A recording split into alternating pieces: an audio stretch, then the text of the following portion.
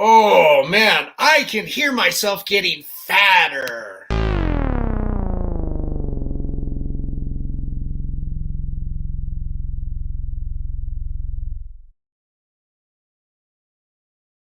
This is COFOH Live Undead. I am your host, Daniel Crosier, and I am joined by the amazing Slim the Living Cyborg. Ah!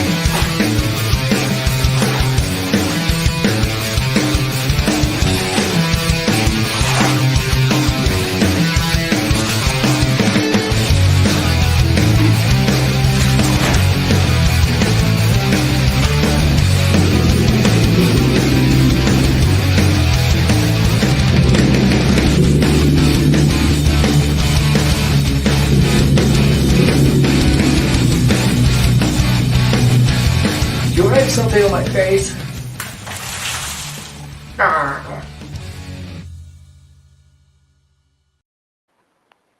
Slim, how are you, sir? I am doing well. How are you, sir? Good. Thanks for coming on the show. It's exciting to be able to chat with you. Yes, we have known each other for a very long time, I want to believe by now, and it is awesome that I get to be on your show finally. Yeah, no, it's a pleasure. We've had on your cohort, the Enigma, on a few times. Our brother in arms, and so it's great to be able to chat with you. And Slim, tell us a little bit about yourself, who you are, where you come from, how you got into sideshow. So I am Slim the Living Cyborg. Should I give away from what year I am and that whole thing and tell? Your backstory. Yes, here we go. So I am Slim the Living Cyborg from the year 4020. Yes, I stole a time machine from the government. Shh, don't tell them. Oh crap, the CIA gonna come? Hold on, hopefully they won't bust into my spacecraft and take me away before the end of this. But I stole a time machine and I've traveled from the beginning of time to the end of time. Yes, I can tell you exactly when the universe ends. I don't know. Don't give away the end of that book. But do you want to know the secret? What's the secret? Just all of us being here today, all of you watching here, in the future, in the past, in the present, changes the future. Oh. Ooh. It's like the butterfly effect. Exactly. Mothra cometh. Nice. Well, cool. So, along with time traveling and stuff, how is it that a young person as yourself, comes to do, such things as death-defying as like swallowing swords and the human blockhead? I began doing magic in 5th grade. Cool. My father had a store in Seaport Village, and right around the corner was a magic shop. And as my dad ended up having to bring us to his shop because childcare isn't very inexpensive. Right. So unfortunately, he would have to bring us to work, my brother and I, and we would be running around. Well, there was a magic shop. So we would go into the magic shop and we would bug the owners of the magic shop. And what they figured out is if they taught us how to do the magic tricks, they could sell us the magic trick, because we would go run and be like, Dad, I want this. So I luckily was taught from this magic shop a handful of the a harder coin tricks or sleight of hand tricks. Nice. So at one point I had a 45-minute show that I had put together. Cool. Doing an intro, outro to every act. You know what I'm saying? So I would be like, here, there's this, and I do this because of this, and then look, it disappears, and then why it happened, Yeah. So my mom was like, wow, what are we going to do with this? And she actually called the school that I was attending at the time, and I was in 5th grade, and she asked if they could facilitate something. I don't exactly know what she thought or what she but they actually closed down the whole school, brought in kindergarten to 6th grade, and brought them all in as an assembly. And they had me do my show. This was not a talent show. This was not anything. They actually gave me my own show to do because my mom convinced them somehow. So Wow. I did a 45-minute set in front of the whole school and had people come on and, did magic tricks with them and everything. After that, apparently a bunch of children went to their parents and told them about my set. Okay. And I began doing corporate events. So Easter. Cool. I was Santa's helper. I was the Easter Bunny. I was a handful of other characters. So while the parents at these corporate events were getting drunk, I was the one that was entertaining the kids. Okay. You know what I'm saying? So the kids are all here and I'm like, look at this, blah, blah, blah. And they're all, the parents are doing the parent thing. You know what I'm saying?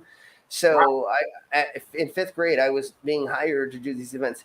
Do I know where that money went? No, I don't. But it's okay. My parents deserve all the money that I would have made from it. But I literally been on stage since 5th grade. So 14 years old, I think is what it was. I think is how old I was. Wow, that's fantastic. Some of your friends are chiming in. Slim's the greatest showman. You all know. Yes, and that's my favorite pecker is Slim's stapled pecker. He's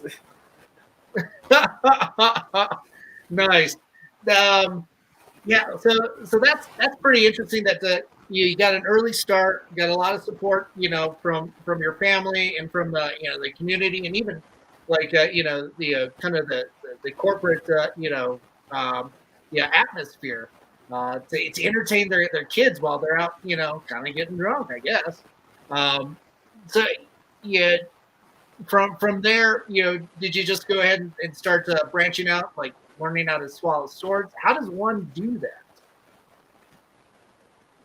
I'm going to go through just a tiny bit of history to get to that point, Okay. just to bridge a gap. Sure. I like to do that.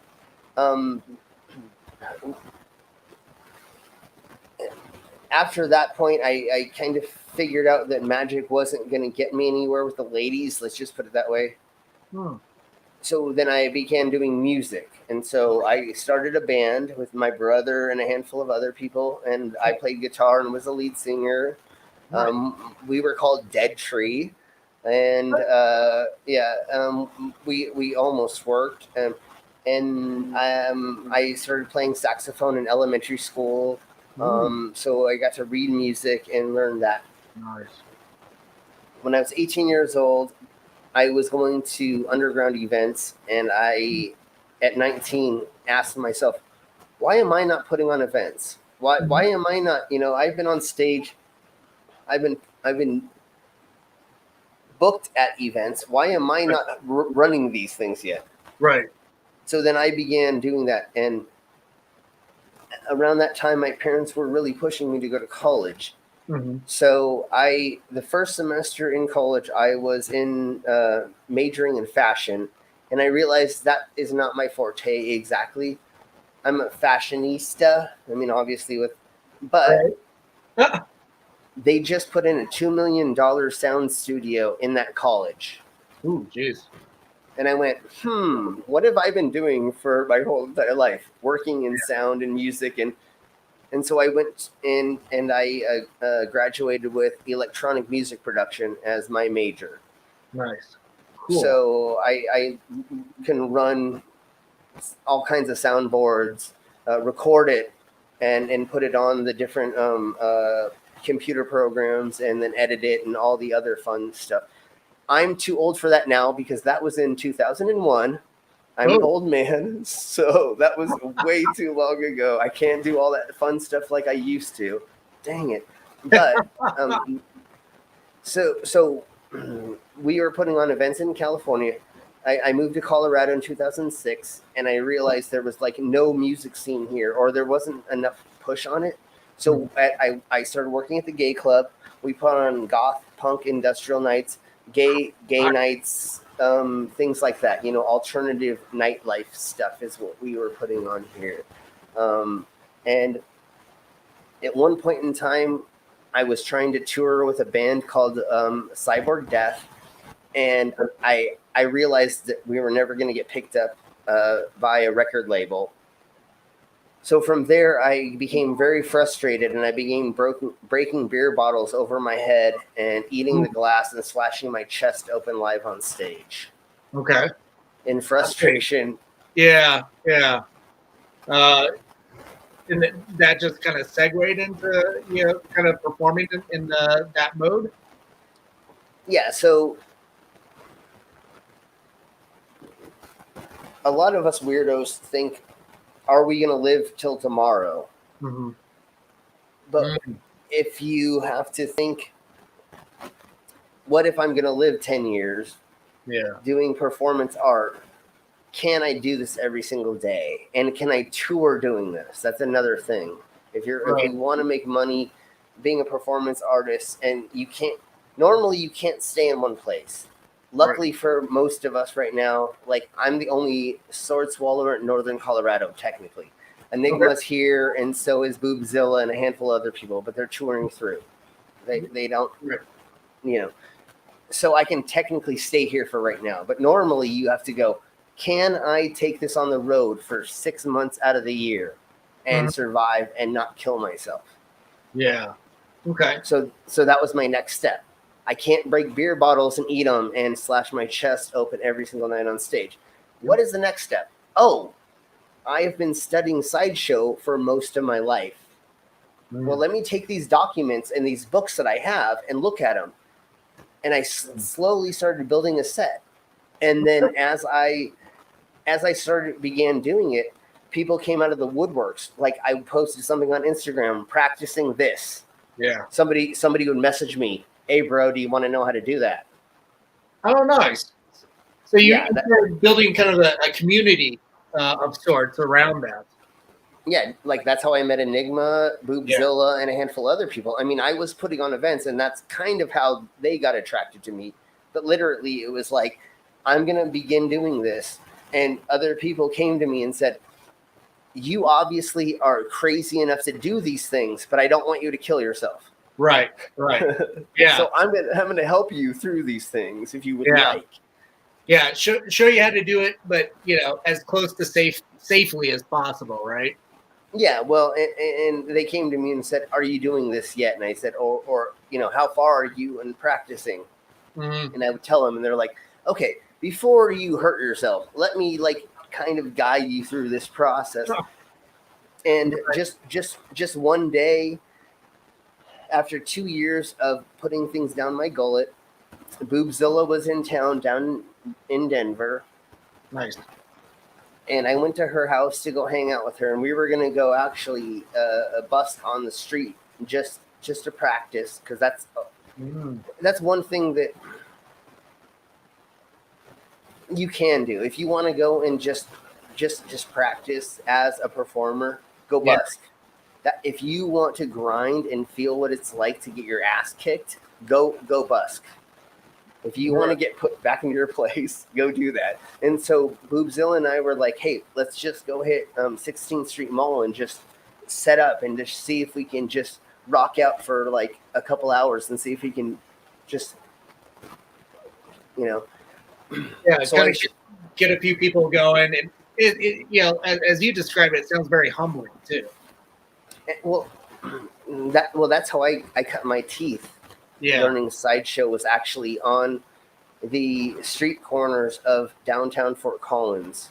Okay. I had a gentleman called Woody McHaggis, and he was the one who taught me the bed of nails, walking on glass, eating glass, and the blockhead and other things like that. He helped me learn, and the way that we just kept practicing sideshow is not fun. Right. So you might as well just go and busk on a street corner doing it to practice, because you're going to make a little bit of money while you're doing it. Yeah. So that's what we did. Instead of practicing by ourselves with each other, you said, hey, bro, let's go down to the street corner and let's just go sit there for 8 hours and just do the same crap over and over, and so that's what we did, and that's how we cut our teeth. Wow. That's pretty intense. Yeah, let me bring up a snapshot of you swallowing the sword. Yeah, so I am the smallest person in the world to swallow that large of a sword. Ooh, jeez. How tall are you? I'm 5'7". So I'm 5'7", and that sword is 2 feet long and 2 inches wide. Oh, jeez. So it goes technically half of my body size, pretty much. So getting back to the Boobzilla thing, I came down to hang out with Boobzilla to go do some busking, and I asked her, when can I swallow a sword? And she goes, "You've never swallowed steel yet." And I went, "No, not yet." She goes, "Hold on," and she walks back into her bedroom, grabs a sword that she had handmade herself with Red the Giant from San Francisco or from Northern California. I know I'm not exactly saying his name right, but anyway, she handmade the sword, and she goes, "This is the sword that you're going to swallow for the first time." Ooh, okay. Wow. And I don't know, I'm sure most of us, but if not everybody, knows about Boobzilla. She is a large, huge lady and has huge boobs. Yep. And just to let you know how huge they are, I sat in a folding chair and she picked me up in the folding chair by her boobs. Yeah, I've seen her act. I think when I was working with Moto Man Project, like some 15, 16 years ago, we did an event with her and was it Crispy? I think. Yeah, it was with Crispy. Yep. Yeah, so yeah, they did their sideshow performance, and then we brought out the machines and pyrotechnics and just kind of, I think we destroyed a building. Nice. Good. So family building activities. Exactly. And so really quick to give a reference. So Yeah. this larger sideshow performer gave me a large sword, and I did not think about it swallowing it first, right? Okay. She gave me a huge sword to swallow because her size. Oh, right. And I didn't. So to me, it actually was easy the first time. Maybe I did too many gay porns as a teen. No, I'm just kidding. No, but swallowing is just a sign of neighborly affection, and no. Yeah. Well, and then right after that, Enigma moved in with us, me and my girlfriend at the time. And Enigma is what? How tall would you say Enigma is? He's my height. He's at least 6'1". Yeah, so at least 6 foot, if not, yeah. And he's like big too. You know what I'm saying? Mm-hmm. Like his shoulder width is freaking pretty huge. I mean, he can carry me in his arms all day, honey. No, I mean, So when he moved in, he taught me how to make my own swords and how to swallow swords and go further in my craft. I'm not going to say he taught me how, but he furthered my understanding on how to do all of that. So if you look at the two first people who taught me how to swallow a sword, they were these big people, and I'm a little itty bitty thing, and so I learned how to swallow large objects in the beginning and didn't realize that until other people came to me and told me, "You're insane." And I went, "What the fuck are you talking about?" And they're like, "No, you're swallowing objects that are like insanely huge for your body mass." And I went, "Oh, I didn't even realize that because I was just taught how to do it." Right. Wow. Yeah. I'm glad that you were able to learn. It sounds like, despite for the size, you were able to do it, relatively safely, right? Oh yeah. I was taught at a young age.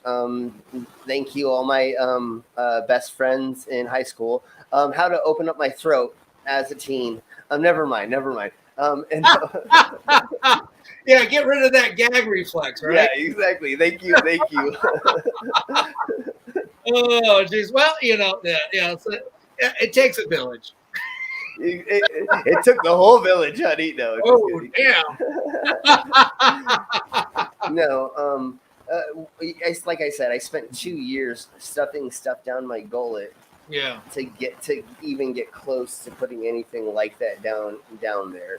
And Yeah. it was just my motivation of pushing myself that hard, and that's what I did for like 4 years straight. Is I took my piercings and I just tried to like lift things out of them, lift things off of them, Right. stick things in places. Before I was doing live piercings, I actually had a phobia of needles, Oh, interesting. Okay. and Yeah. I pushed myself through that because I realized there is money in piercing. Yeah. And what comes to mind too is like with that fear and the fact that piercings and stuff, tattooing requires a lot of needlework and everything. Was that also some form of therapy?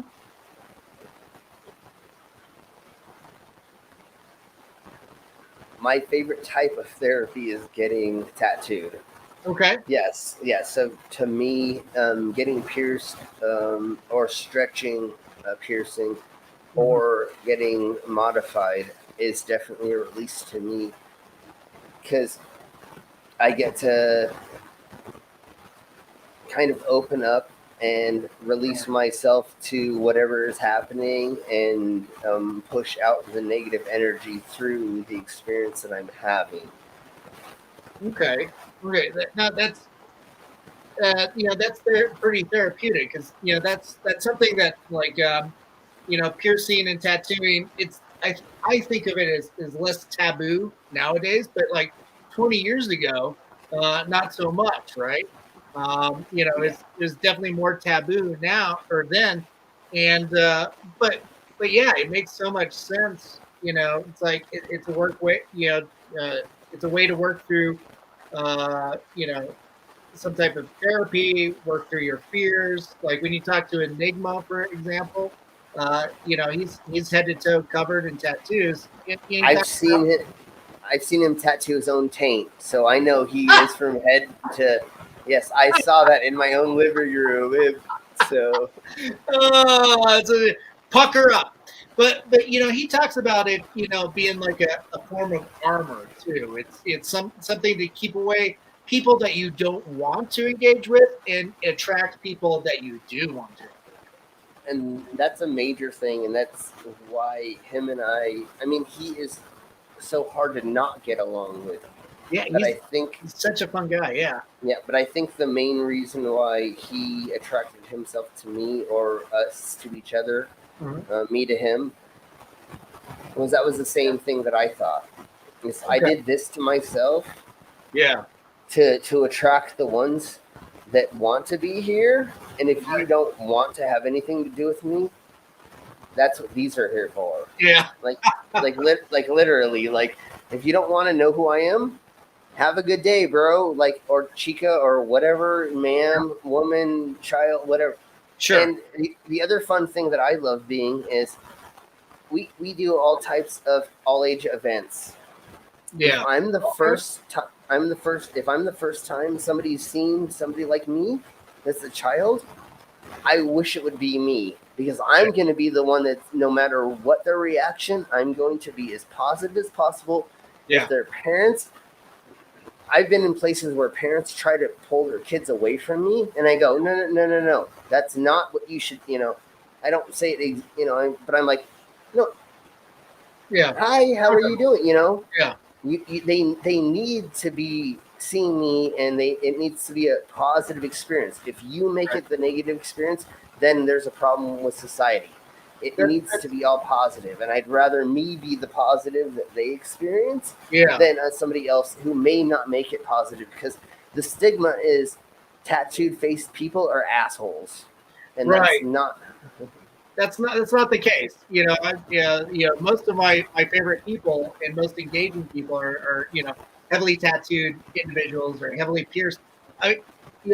One thing I think about in encountering like yourself and an Enigma and so many other people that I know is that, they're wearing a roadmap. This is, where, these are indications of where they've been, what they've experienced, and where they're going. And it's like, wow, that's so cool to have that as, some type of, body tapestry, that you can engage with, visually. But I think you're right, as well, in saying that it's like, hey, you need to have, kids need to have positive experiences, because if parents are imprinting on their kids, like, hey, these are people to stay away from, well, it's imprinted, and, they're going to have a hard time growing out of that and learning, better life lessons, They need to learn. They need to learn experience with people and not what they look like.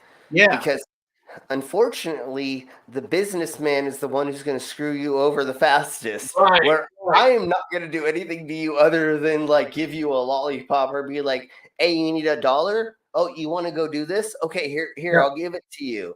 Because I'm the one who wants to care for society, and I Yeah. look the weirdest. But it's the businessman who's going to screw you over the fastest, and that's what you need to learn. Is it's not what the people look like, but what happens when you interact with those people. Right. How they interact with you, and that's the major thing. Right. Well, and to that, like, the spice of life is, variety. So, it's like, yeah. Would you want everybody to be doing exactly the same thing? Can we have 1 million police officers? Can we have 1 million judges? No, you have to, everybody has to be something else. Yeah. And the reason why I pick this life is because it is different than most of everybody else. Right. Why don't I get to be the jester? I you know what I'm saying? If everybody else gets to be that, why don't I get to be this?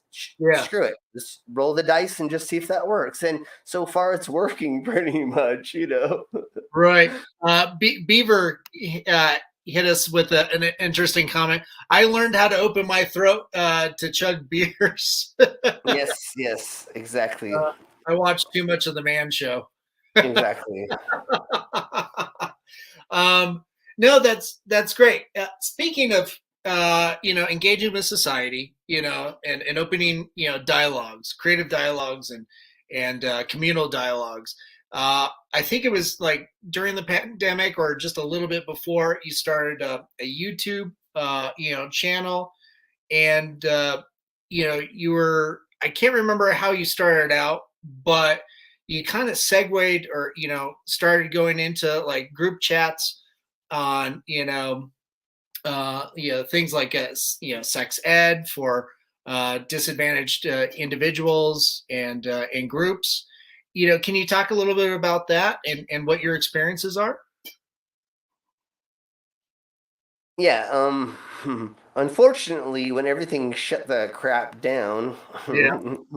is the best way I'm going to say this right now. Uh, I was having a bunch of anxiety with not being able to put my art somewhere. Every day I still went into work and I still handmade stuff, but performancing was like killing me. Mhm. So I began, I had a YouTube channel since 2006 or something like that. I mean, that's when I started and just started posting like me actually performing. But once stuff got shut down, Yeah. I was like, I need to get out there some way, shape, or form. I didn't know how to do it, and so I did begin streaming on Facebook. But every time we did a show, we got copyright struck, and they took me down immediately. And so I can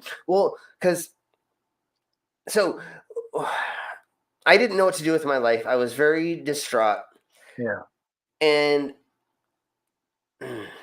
I used to be the floor manager for Time Warner Cable's PBS channel. So people would come in and they would have a script and they would have their microphones and they would set up a thing. And if it was an interview or it was a debate or it wasn't anything, I was the floor manager. So I had to set up the cameras, which we had 3 cameras, and we had all the lights, and I was in the booth and I talked to everybody and told them which camera to switch to. And It was live television that we were streaming for. Okay. Cool.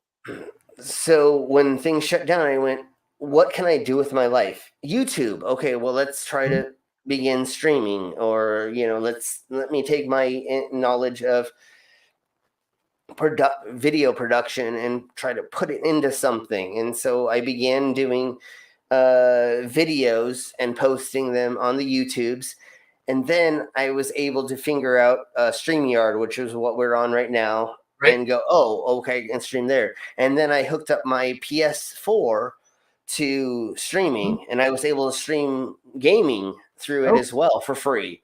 Cool. So Red Dead and GTA, and at one point in time, we had a whole group that we were just playing these games and streaming them, and 4, 5, 6 out 8 hours of just streaming gaming that we did on my channel. So if you haven't gone to my channel, please go there and subscribe. Anyways, it's scrolling down below, so take it and head over there after this broadcast. Of course.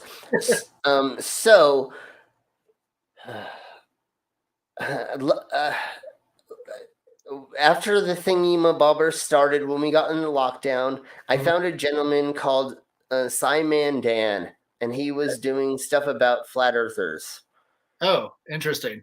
And I could not believe there were people that were these thingy-mabobbers. Yeah. And so I watched these, and then I kept finding more videos about people debunking them, because obviously, like maths, right? Yeah. I mean, that's all you got to say is that.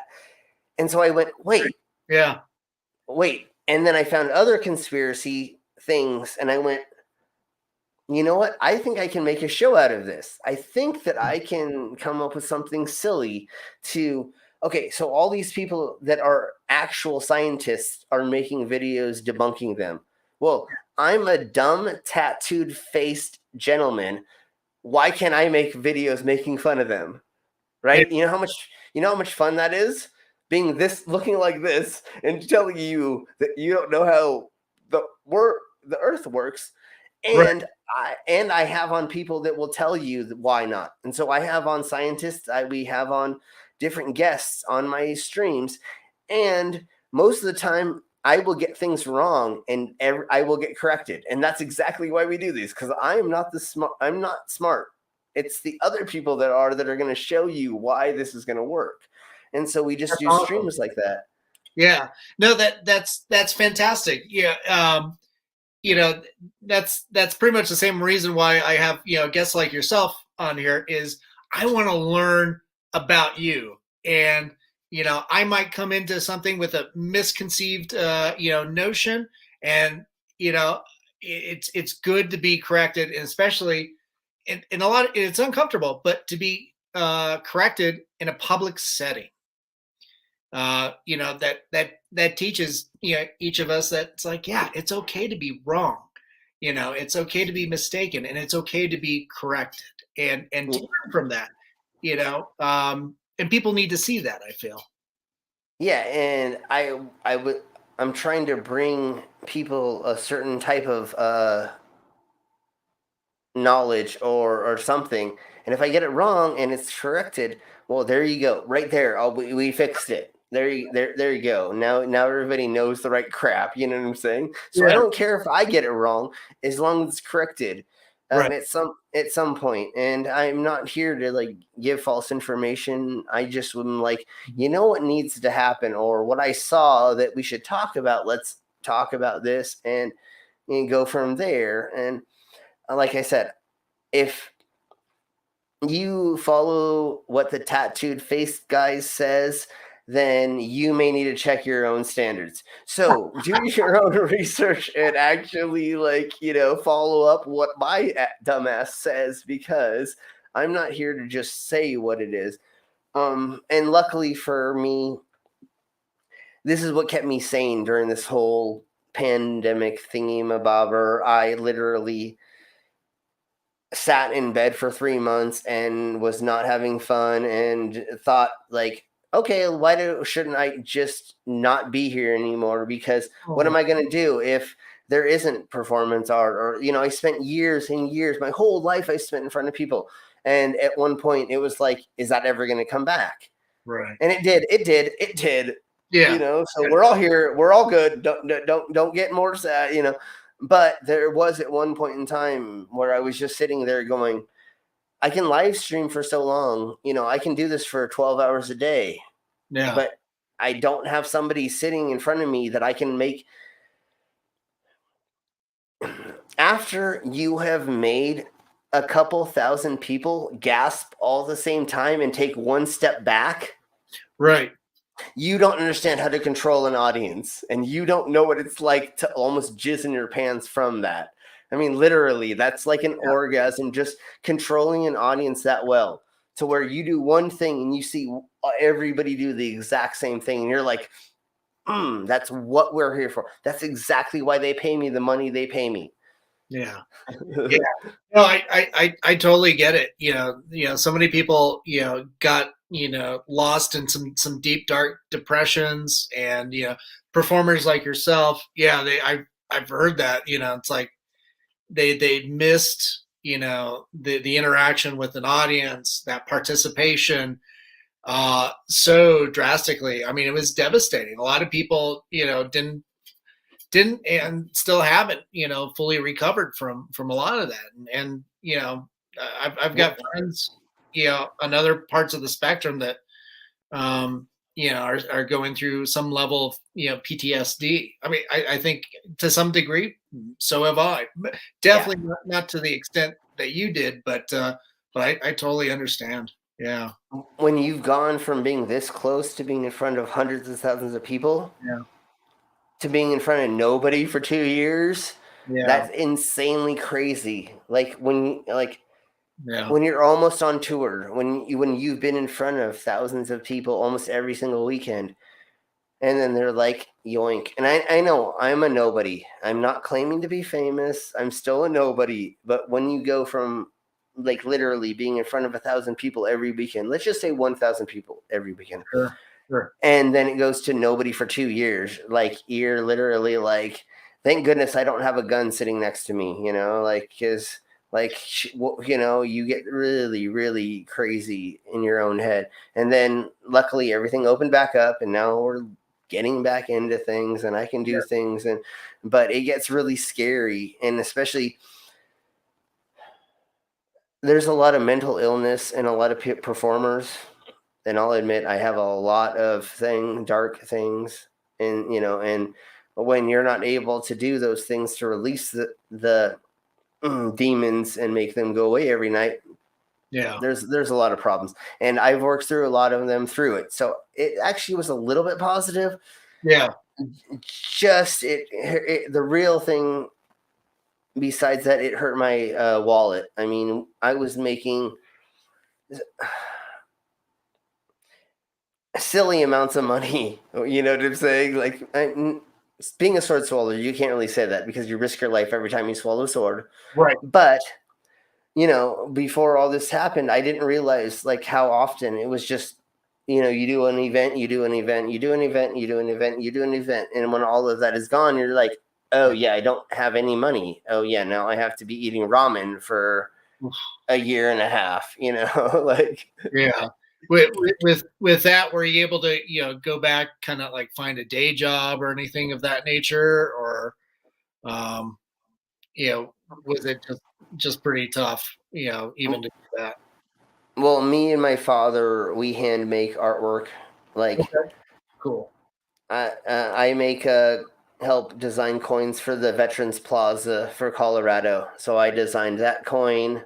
Nice. And then the back. So I just designed another coin, and then I made that Baphomet keychain. Okay. Nice. And the upside down cross. Oh, cool. So during it, unfortunately, we had to close the pewter part of the company. So the foundry that we had for pewter, we had to close down because metal prices were becoming so fluctuant and so weird and blah, blah, blah. And like, we couldn't have our employees being off for a year and a half and then coming back or working whenever, and then the government telling them to leave. Unfortunately, we had to close that. So now it's just the resin department of our company, which is just my father and I. So during the day, every single day, pretty much during the pandemic, I would just drive in at 6 a.m, go into the warehouse, and I would just start casting stuff, or just like making things, or just working on designs and making new products and making new sculptures, just to keep myself busy. Then I'd come home and then I'd stream, usually for 6 hours after that on my on my YouTube. So if you look back in 2 to 3 years or whenever that started, you can see 6-hour streams and stuff like that we used to do, because what else was I going to do? I'm sitting at the house and just, Right. trying. Beaver said the pandemic gave Slim a fun online family.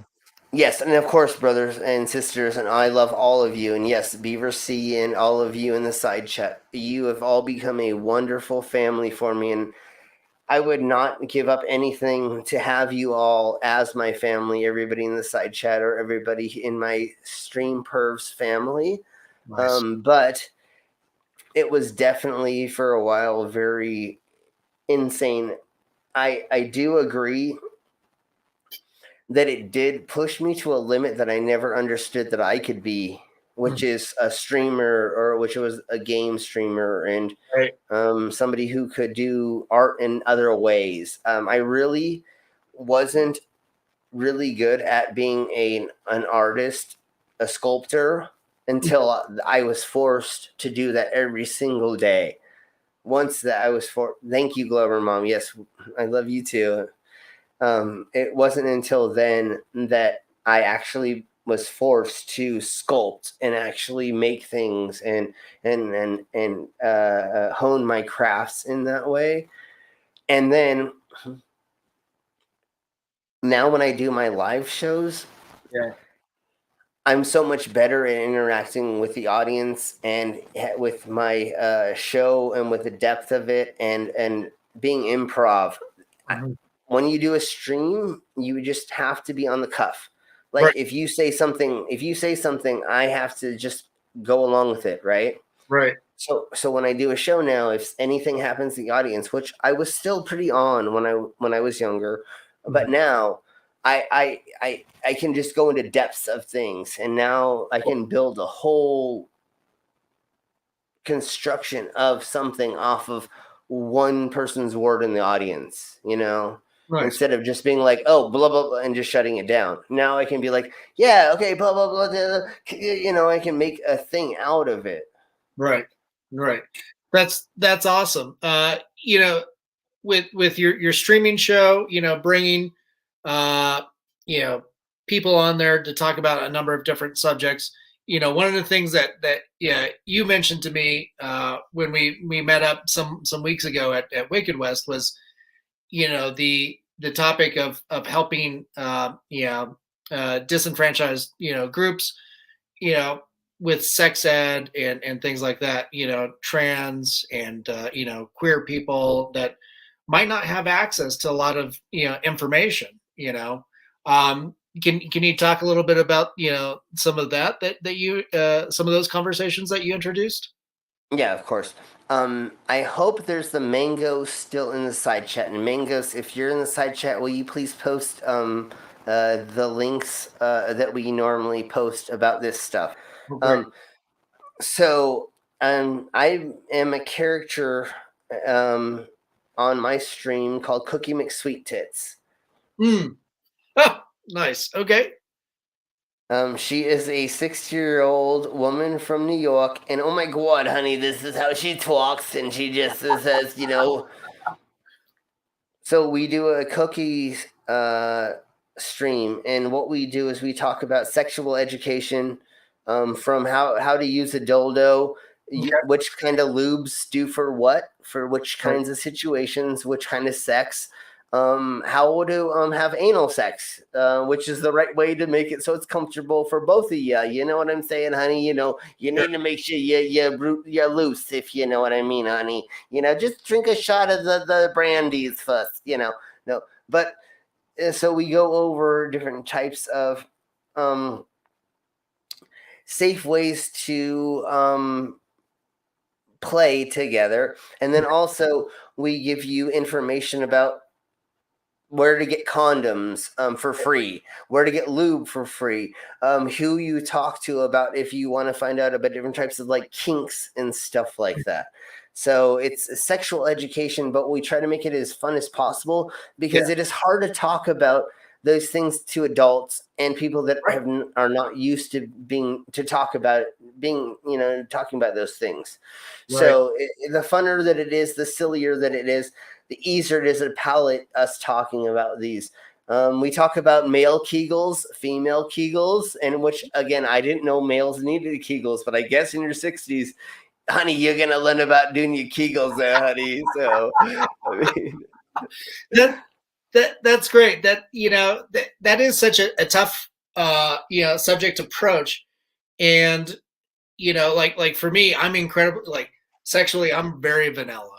It's so it's interesting to hear about that it's tough for everybody, but I also really like the approach of delivering it through comedy. It's such an easier pill to swallow and get things to open up, and get people to communicate and talk about it. And actually ask the question. If I'm dressed in a foam wig, this huge thing, and I have this drag makeup on, and if I'm this character, and I'm like, hey, honey, ask me whatever you want. Oh my God, Then it's somebody can, I hope, feel like they're gonna ask me the question they want. And what obviously what happens is I make a dumbass comment, but then my panel, which is most of the people in the side chat that you see right now, will come, which are knowledgeable about it, will go, okay, this is da-da-da, and I'm saying it.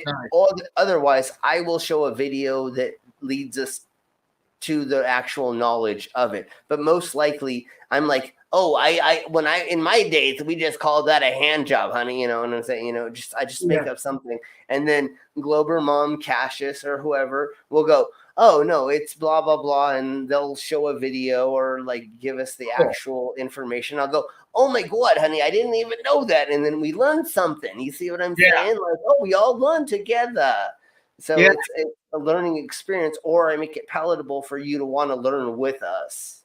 Yeah, most definitely. I think that's such a great way to share that level of information, and take things that so many people, especially in like Western culture, right? So many things are just looked at as taboo, even now, even with like the internet, where everything, and everybody's even the most vanilla of us, me, we've got our little online kinks and stuff, but we don't talk about it openly. So if participating in such things, it's like, how are you expecting to get to do anything safe if you can't open up about it, if you can't communicate about it, if you can't articulate and also have fun with it? Sydney says, I am the sweet one. And Sydney is our sweet one in the group. Out of all of us, she is the most sweetest out of us. So yes. But yeah. And the way this kind of came about was I've had a lot of friends who are females that weren't able to talk about certain things or didn't understand their own like menstruation cycle or other things like that. And my mom actually taught me some of these things when I was a teenager. And I actually had to help my friends through their first menstruation cycle where they were crying. And I went, what's going on? And they said, I think I'm dying. And I said, what are you talking about? They said, blood's coming out of. And I said, no, honey, come here. And I'd walk into the bathroom with her, go get the thing. And I said, go in there and follow the directions. I can't show you how to do that. Yeah. You know what I'm saying? Like, that's not my job. But here, this is what you do. You go in there with this and you And so I actually helped my friends. And from that, it was disgusting to me how we are not taught our own body. Right. And now we have this whole anti-CRT thing, which doesn't make any sense. And this other don't say gay bill and things like that, which is causing people to not learn about their own body. And it doesn't matter. Okay, really quick, I want to say. Sure. Really quick, I want to say. Okay. You cannot teach somebody to be gay or lesbian. Right. If they don't want to lick a vag, if they don't want to suck a stick, they will not do it. It doesn't matter how much coercion, right? It doesn't exist. Yeah. If you teach people about everything, they're going to go whatever way their body tells them to go. Right. You can't teach somebody to be gay technically, right? Because if they don't want to do that, you're not going to do that. I tried. Let me tell you, honey. Oh my God, honey, I've been there, done that. So exactly. So this whole like pretending that teaching somebody that their teacher has a female partner when she's a female is not going to change the kids. Right. It's just going to, groom them to become ignorant and not wanting to participate with the amazing tapestry that is society.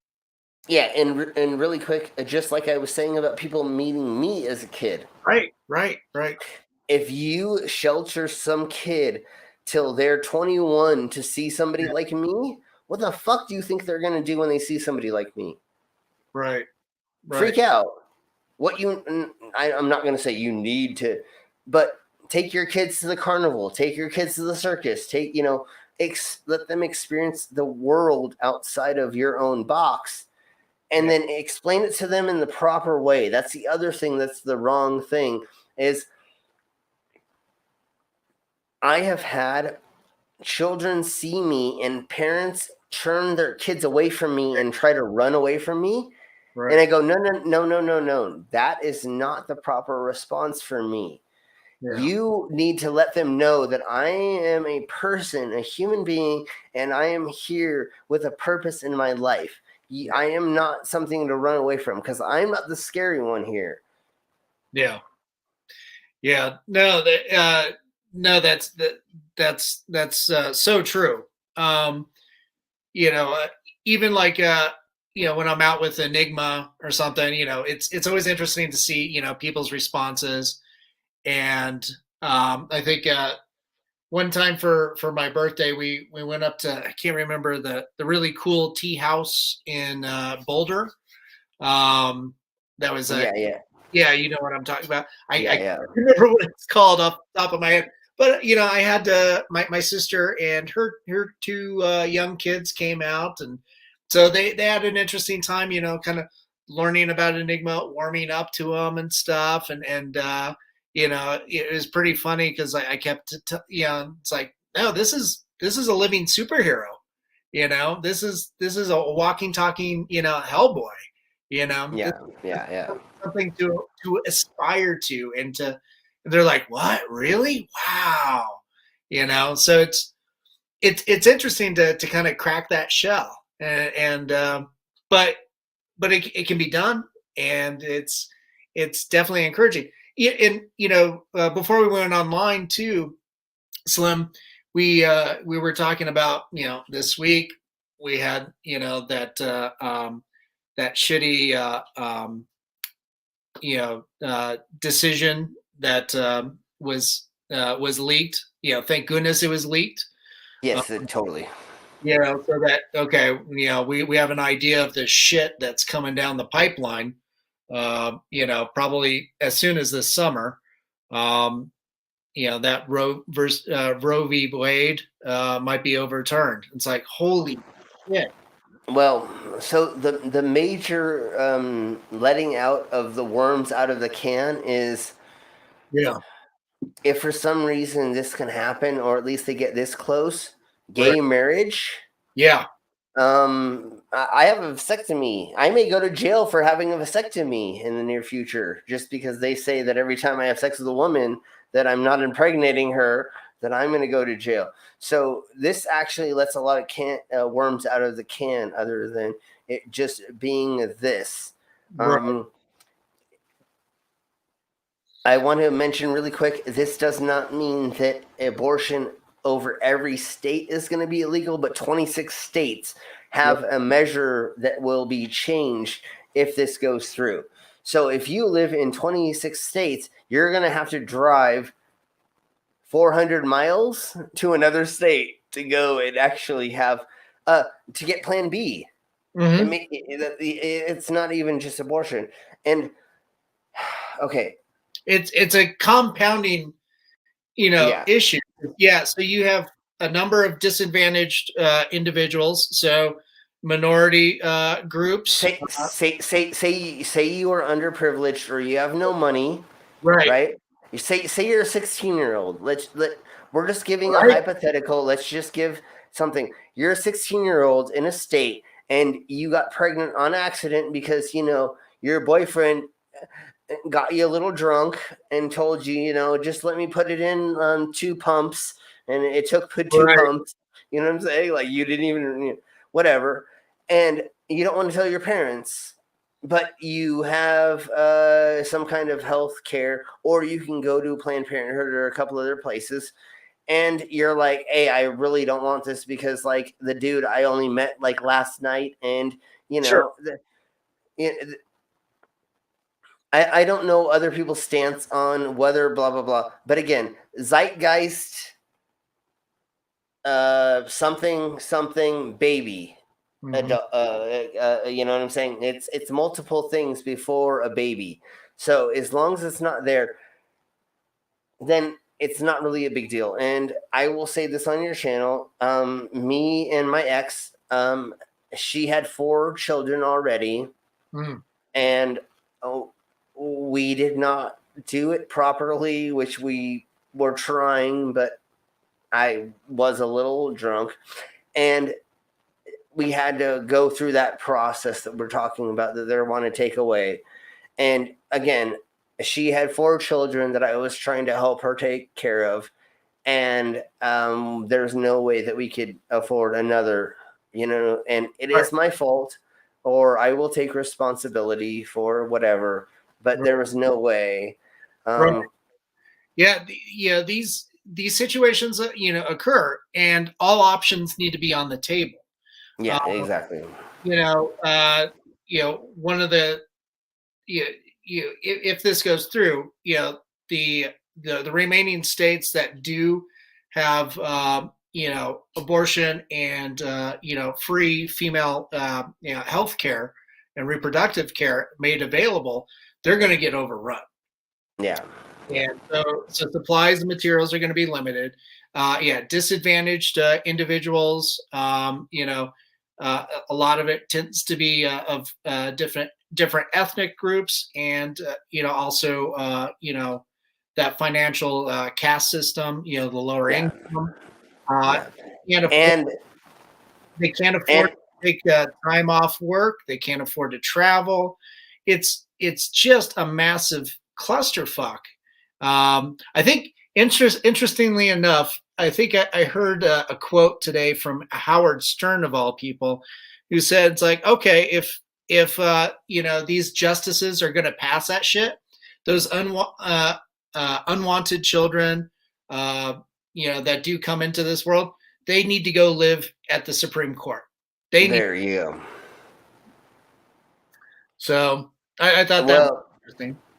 well, a while ago, this began obviously years ago, but a couple months ago, Yeah. there was protests trying to begin this anti-abortion thing in the up higher, Right. and there was a gentleman, or there's a group that was going around and asking them, "What's the solution?" And they kept saying adoption. And they went to all these people and they said, "How many times have you adopted?" And they said, "Never." Right. Right. It's like, well, you're not making this any better if you're gonna like give up a choice. Start doing that. And then they went to this one lady, and she said, "I tried to adopt, but I wasn't able to." Well, then why are you holding the sign saying adoption if your punk ass can't even fucking adopt a kid because you're that much of a? I don't know why she couldn't, but Right, right. It's my girlfriend. She was a foster parent. In her late 20s and 30s, and she would have occasionally, people come or kids come that are in a bad situation and stay with them. mhm. I think she ended up, seeing, at least two kids come into, stay with her for probably about 2 years, and then they aged out, right? Yeah, yeah, yeah. But they were able to go to college, and it's an option, but it's also really terrible to force that, hey, carry it to term. That's a terrible thing to, have to force upon a woman of any age, to Well, and have to do that. And then also, have the government, say, involved. yeah, it's a personal thing. It's their decision. It needs to stay that way. Well, and the other thing is,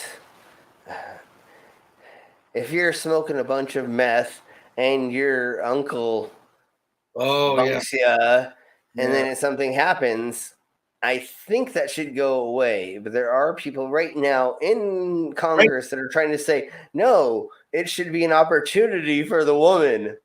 Mm. Ugh. Yeah, it's terrible. No, that's not how this works at all. Like, that needs to not be here because Yeah. the other part of it, that those people who say that it should be a right for her to do this, they hate welfare. What Yeah. is going to happen when that kid comes out of that, that situation? Right. They're, Right. they're going to be on welfare their whole life.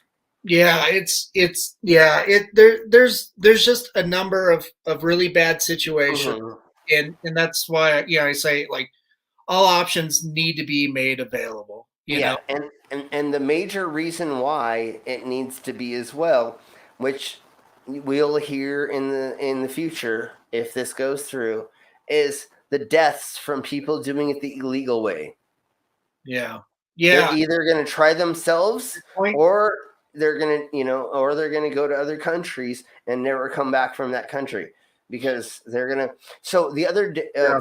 today, I was looking at a thing where there is a gentleman in South America who is implanting popsicle sticks into women, saying it's contraceptives. So 35 women have come and charged him with Yeah, this practice. So exactly, if yeah. you aren't able to get it legally done, Right. You're going to try other avenues. Right. and that's going to kill you. And unfortunately, it's going to harm your body. And what's going to be even worse is you're going to have a baby under those circumstances, and you're going to make their life even worse because you're going to be poisoning yourself with whatever they tell you to do, and you're still going to get pregnant and then go, and Right. so the more Right. it's really hard to say this, like, especially with drugs and other things, but the more legal things are, the more that we can look over them and try to regulate them. Like, it's really hard to say how to regulate heroin and meth, but we need to look more into the processes of trying to figure those things out. Just like, Mhm. well, I don't even know why we're even talking about Roe v. Wade. That doesn't even make any sense anymore. We should not even be. Right. It was something that was decided 50 years ago because of all those situations that we just described, because so many young women, especially more so back then, I would imagine, because so many girls from the 50s on were getting pregnant, and their parents were abandoning them. They were going out onto the street. They were, so many bad things were happening to them. They were Yeah, yeah. they sought desperate measures. So many of them died. And nowadays, when with such things as abortions, being legal, um, you know, those young girls or ladies that would go and get that procedure, so many of them later on in life, when they're in a better situation, do become mothers. Yeah. It's like, so Yeah. it's very Can, infuriating. can you do me a favor right quick, if you don't mind? Yeah, And if you don't want to do it, don't worry. If you could give Mango Jones yeah. a wrench, please. She will post a couple things in the side chat that are positive for what we're talking about, and that's who I was speaking about earlier. Oh, Um, she has all the abortion, all the fun things. She knows a place where you can get 6 times a year Plan B delivered to your house anonymously. oh, nice, nice. Yeah, yeah. When you say a wrench, I guess The moderator thing, if you don't mind, and if the moderator thing. Damn it, Slim! You're way advanced than I am. I don't even. okay, Yeah, so go to the chat, the side chat, right. The and comment or the private chat. the side chat, Yeah. the comments, Okay. and then Mango Jones. Next to her. There's going to be go into the YouTube. There's going to be 3 dots. Oh, To the right of her name, and then add moderator, and she will turn blue. Okay. Let me see here. Because then she can add all of that fun stuff for us. Yeah. Let me see. Let me hop over to YouTube real quick and see. Okay. Hang on, Mango. We're gonna try and come over there, and yeah, the internet's a little slow tonight over here. No worries. But yeah, what we would like to do is just give that information out and tell people, like, please don't go and get a coat hanger. Like, we Yeah. have all kinds of resources for you to, like. Unfortunately, there's going to be a handful of states where you're going to have to drive through maybe to get to there. Right. Let's see here. There's There we go. Come on. Oh, still there? Yes. Okay. Cool. Sorry, I thought I thought I accidentally silenced you. There we go. Oh, come on. It says it's telling me report or block. God damn it. So go all the way to the right top, and there's 3 dots. Okay. And click the 3 dots, and then it should at the bottom say add moderator. Yeah, it's saying participants pop out. Okay. Chicago. Okay, no worries. Mango, go ahead and hit me up in the Discord with those links that you have, and then we will share them when we can. Yeah, we can always post them in the comments. After either now or later. Yeah, totally. Yeah, after the so that is what we try to do. Is we try to give people resources for things to help them through these hard times, and give them information when, unfortunately, the American school system is really shite at giving you information about sexual education at all. Yeah, the Western culture is just absolutely ridiculous for that. It's it's so hung up on these little religious biases and stuff. Yeah, so when I was 9 years old, I thought I had to pee inside of a chick or a woman to make her pregnant, Right. So I was running around trying to pee on girls, and they were running away from me because nobody wants to get peed on. Well, at that age, you don't want to get peed on, so right. Yeah, no, I totally get it. I'm pretty sure I was there too. Oh man. Slim, we're out of time, but man, it's been great talking to you, and I appreciate you coming on and sharing your knowledge and getting like these tough conversations going. It's hopefully this helped a couple people, or somebody will come across it, and if anything, get a conversation going. Oh yeah, brother. Yeah. So yeah, Slim, stick around for a few minutes while we sign off. But I wanted to say, thanks to everybody that participated in the group chat and watched the Live and Undead. Mango just said anytime links are in Slim's DMs. So whatever. I'll send them to you, and if you want to put them in the description or something like that, that'd be awesome. Okay, thank you. Yeah, that sounds great. But and then for everybody watching who's new to this and who's just discovering Slim for the first time, go to his YouTube page. It's scrolling down below. Take a screen grab and hop over there. And yeah, thanks so much, sir. It was great chatting with you. So thank you all very much. Yeah, stick around for a few minutes, and to everybody out there, thanks again. And of course, to our sponsors, to Mutiny Information Cafe. If you're going to start a revolution, make sure you're caffeinated. And of course, Hellfire Entertainment, thanks for rebroadcasting us on your social media. And our friends over at Groovy TV, we miss you, Groovy, but we carry on in your stead.